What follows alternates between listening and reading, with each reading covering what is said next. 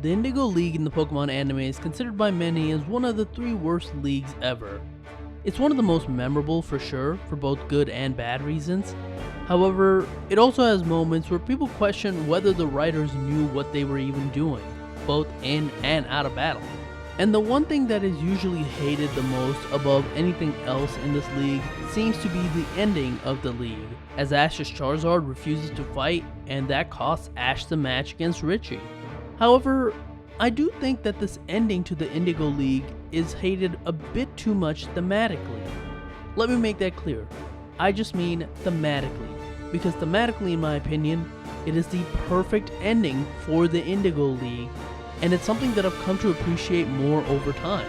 But before I explain, I will openly admit that I understand to a large degree and agree with why people hate this Ritchie battle. It is far from perfect. There are a few little issues in this episode. Okay, not just a few little. Let me say this right here. This episode sucks. The animation sucks, the battle choreography sucks, and the plot leading to the battle sucks. Everything before the last 2 minutes of this episode sucks. However, that's the part I do want to focus on.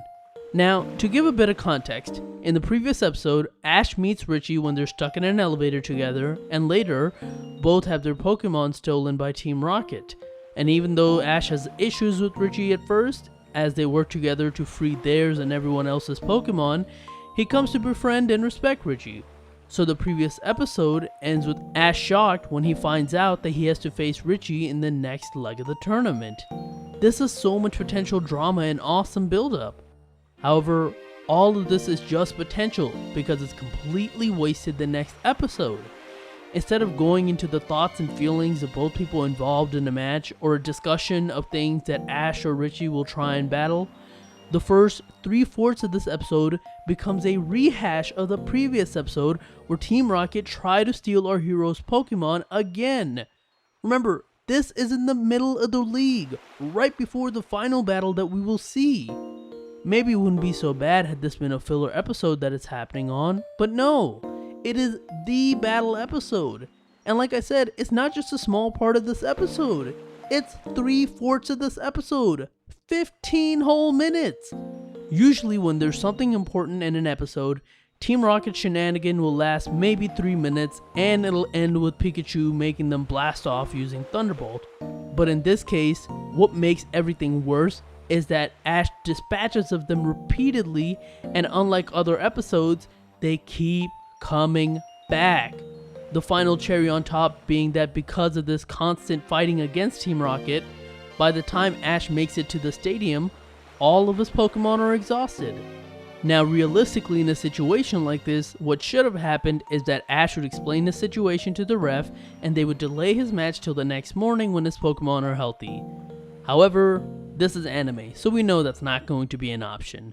So let the battle begin regardless. So you would think, okay, maybe now they're focusing on the battle, this is going to be epic. But again, no! In this battle we have terrible animation, bad choreography, and even worse in-universe ref decisions, as Squirtle is disqualified for being put to sleep by sleep powder, which is the most ridiculous rule ever. And due to everything in this episode, all of the circumstances, Ash is forced to use Charizard. So far, it sounds like I've had nothing good to say about this episode, however, this is where the positives begin.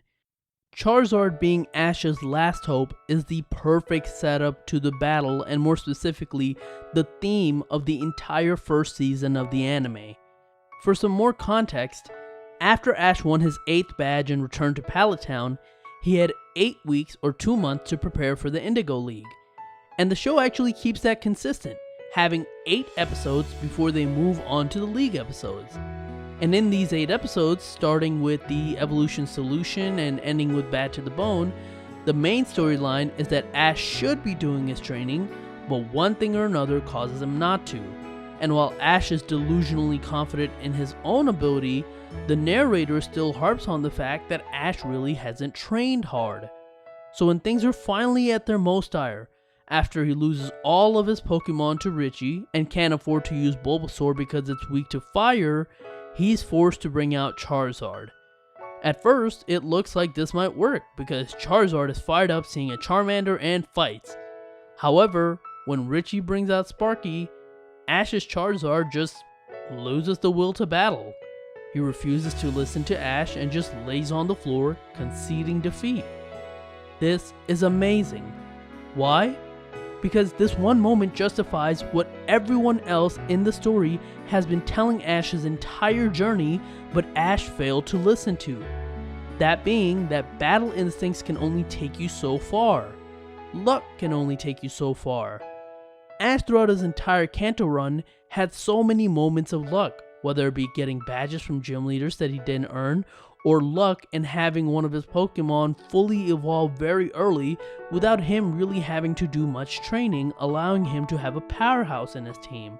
I mean, if you look back, Ash's Charmeleon only stays a Charmeleon for 2 episodes before it evolves. But as you probably know, his Charmeleon didn't evolve because it wanted to save Ash as he was being drugged by Aerodactyl.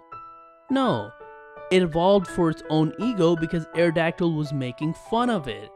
And Ash, just like his Charizard after that moment, had an ego because ironically, he had a Charizard and he thought that he was the one who made that happen. But what Ash failed to ever do properly was work with his Charizard in any meaningful way after it evolved. He tries telling it what to do 1 or 2 times in battles but fails, but besides that, he only pulls it out when he has no other option, and when Charizard sometimes felt like it battled and helped Ash win. But those moments had nothing to do with Ash as a trainer himself. Charizard was motivated to fight those fights with or without Ash, and this is something that Ash never manages to work on until it comes back to bite him. Throughout his whole journey, he got by by just trying hard enough. However, like the story itself says, battling is a skill. Being naturally gifted, like Gary, or just having good instincts, like Ash, can only take you so far. It's something that Misty tries telling him in episode 3, but it's something that Ash quite never gets. And that fact ultimately comes back to bite him in this moment at a time when he needed it the most because his luck had ran out, leaving just his talent. Just like Ash's promise to Ritchie to have a full powered battle, Ash fails. And if you don't believe what I'm saying here, the show actually doubles down on this when Professor Oak basically says this exact same thing the next episode. Ash is upset about his loss and he's trying to figure out why he didn't win, and Oak says, "Maybe you could have gone much further if you hadn't been so sure of yourself and you trained your Charizard properly. But One can only advance so far relying on strength and intuition. Trainers must learn to battle with a deeper understanding of each Pokemon's natural abilities." As a kid, I never really understood why the writers decided to have such a flat ending to the first ever league. It felt so anticlimactic. However, now I realize that was the point. The battle was a parallel to Ash as a trainer himself, full of energy and massive flaws that needed to be fixed. And as I've gone back and watched the series now, I've started appreciating the symbolism behind this decision even more because the show doesn't end on Ash's failing. And I think this is the most important thing. This entire moment could have meant absolutely nothing if after this loss, we never saw Ash again. But that's not what happens. Instead, after he gets it together to go see Ritchie's battle where Ritchie ultimately loses, he sees Ritchie's attitude and realizes that just because you lose doesn't mean that your journey's over. In fact, for Ash, his journey has just begun because now he understands what his weaknesses are and what he needs to try to do to overcome them. That's the mindset that Ash Ketchum now still carries to this day.